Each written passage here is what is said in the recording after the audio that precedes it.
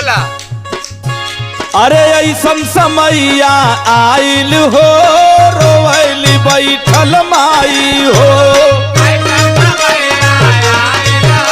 बारे विधाता ई कैसन समय ई कैसन दिन लौकता।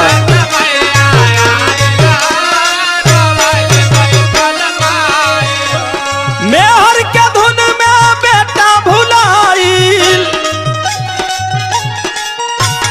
मेहर के धुन में बेटा भुलाइल, कहाँ करी भर पाई हो।